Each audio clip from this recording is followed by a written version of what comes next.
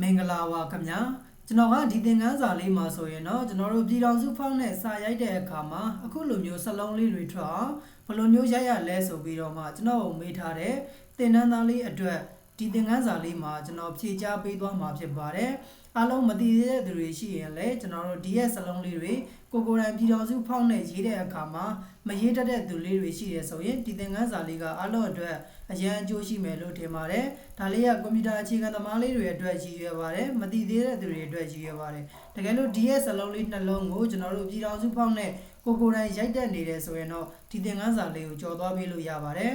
်အခုဒါဆိုရင်ကျွန်တော်တို့ဒီမှာပြည်တော်စုဖောင်းနဲ့အခုလိုမျိုးစလုံးလေးတွေကျွန်တော်တို့ရိုက်ချင်တဲ့အခါမှာဘယ်လိုမျိုးရိုက်ရလဲဆိုတာလေးကိုပြဖို့ရအတွက်ကျွန်တော် Microsoft Word software လေးပေးလိုက်ပါတော့မယ်အစကနေပြီးတော့မှတစ်ချက်ပြန်ပြပေးမယ်ပေါ့နော် Microsoft Word software လေးဖွင့်လိုက်ပါမယ် Microsoft Word software ပွင့်လာပြီဆိုရင်တော့ blank document ဆိုတဲ့အထက်ကိုဝင်ပြီးတော့ကျွန်တော်တို့စာရွက်လေးအသစ်တစ်ရွက်ခေါ်လိုက်ပါမယ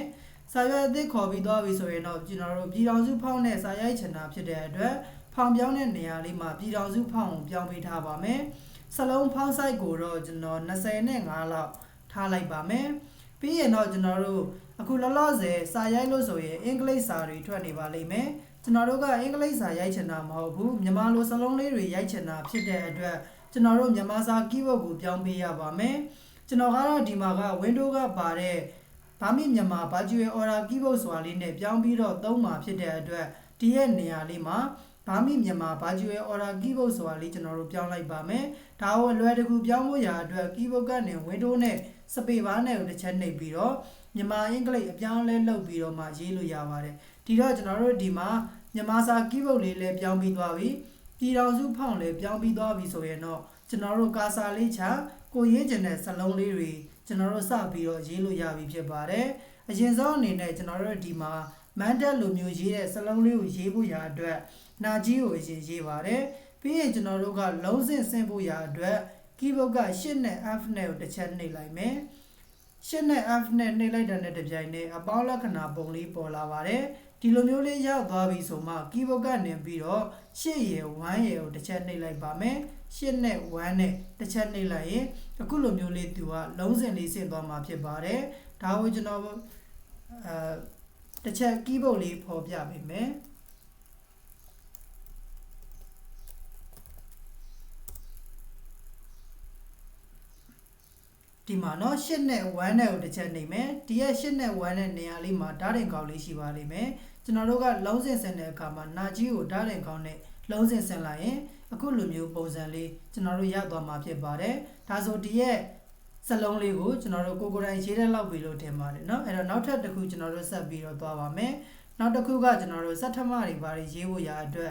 ဒီအရစ်ပါတဲ့ဓာတ်တင်ကောင်းလေးပေါ့เนาะအဲ့တော့ဒီဟာလေးရေးဖို့ရာအတွက်ကျွန်တော်တို့ဒီမှာတာတလင်းချိတ်လေးကျွန်တော်တို့ရေးမယ်8နဲ့3နဲ့မှာကျွန်တော်တို့တစ်ချက်ရှိပါတယ်8နဲ့3နဲ့မှာတစ်ချက်ရှိတယ်ဒီရဲ့တာတလင်းချိတ်ရေးပြီးသွားပြီဆိုရင်တော့8ရယ် F ရယ်တစ်ချက်နဲ့လုံးစင်လေးဆင်ပါမယ်ဆင်ပြီးသွားပြီဆိုရင်တော့ကျွန်တော်တို့နောက်ထပ်ထဝင်ပဲကျွန်တော်တို့ရေးလိုက်ပါမယ်8နဲ့ exit နဲ့မှာရှိပါတယ်ဒါလေးကျွန်တော်တို့ရေးလိုက်ရင်ဒီလိုပုံစံတိုင်းလေးကျွန်တော်တို့ရသွားမှာဖြစ်ပါတယ်အဲ့တော့ဒီရဲ့စလုံးလေးနှလုံးကပြည်တော်စုဖောက်မှာကျွန်တော်တို့တော်တော်များများမရေးတတ်သေးတာဖြစ်တဲ့အတွက်ကျွန်တော်ဒီသင်ခန်းစာမှာမျှဝေပေးလိုက်တာဖြစ်ပါတယ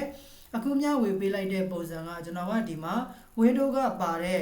ဗမာမြန်မာ virtual order keyboard လေးနဲ့ကျွန်တော်ရေးပြပေးတာဖြစ်ပါတယ်တကယ်လို့ကိုယ့်ရဲ့ကွန်ပျူတာမှာဒီရဲ့နေရာမှာ keyboard ပြောင်းတဲ့နေရာမှာဗမာမြန်မာ virtual order keyboard နဲ့မသုံးဘူး Keymagic software နဲ့အသုံးပြုတယ်ဆိုရင်လည်းကျွန်တော်တို့ရပါတယ် Keymagic software လေးကျွန်တော်တို့အသုံးပြုတဲ့ပုံစံလေးတစ်ချက်ပြောပြပေးမယ် Control ရယ်8ရယ်တစ်ချက်နဲ့ရင်ပြည်တော်စု mm ဆိုပြီးတော့ပေါ်ပါတယ် Control ရယ်8ရယ်တစ်ချက်နဲ့ Keymagic off ဆိုပြီးတော့ကျွန်တော်တို့ပေါ်ပါတယ်တကယ်လို့ Control 8ကိုနှိပ်လိုက်လို့ပြည်တော်စု mm မဟုတ်ဘဲနဲ့တခြားကျွန်တော်တို့ဇော်ကုတ်တွေဇက်ကုတ်တွေကျွန်တော်တို့ဇော်ကြီးတွေဝင်နေလို့ဆိုရင်တော့ကျွန်တော်တို့ရေးတဲ့စလုံးတွေကအမှန်ထွက်မှာမဟုတ်ပါဘူးဒါကြောင့်ပြောင်းကျင်တယ်ဆိုရင် control space နဲ့ကျွန်တော်တို့ဒီမှာဇက်ကုတ်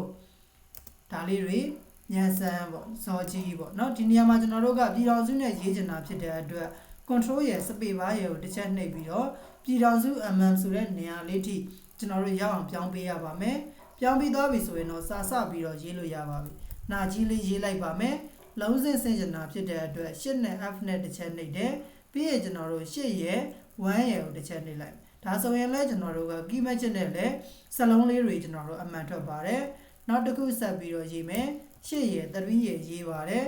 8နဲ့ F နဲ့တစ်ချက်နှိပ်လုံးစင်လေးဆင်မယ်ပြီးရင်တော့ထဝင်ပဲကျွန်တော်တို့ရေးလိုက်ပါမယ်ဒါဆိုကျွန်တော်တို့နားလည်လောက်ပြီလို့ထင်ပါတယ်ကျွန်တော်တို့ကိုယ့်ရဲ့ကွန်ပျူတာက Windows 10ဒါမှမဟုတ် Windows 11သုံးတယ်ဆိုရင်တော့ Windows ကပေးထားတဲ့ဘာမိမြန်မာ virtual order keyboard နဲ့ကျွန်တော်တို့အသုံးပြုလို့ရတယ်တကယ်လို့ဘာမိမြန်မာ virtual order keyboard မပါဘူးကိုက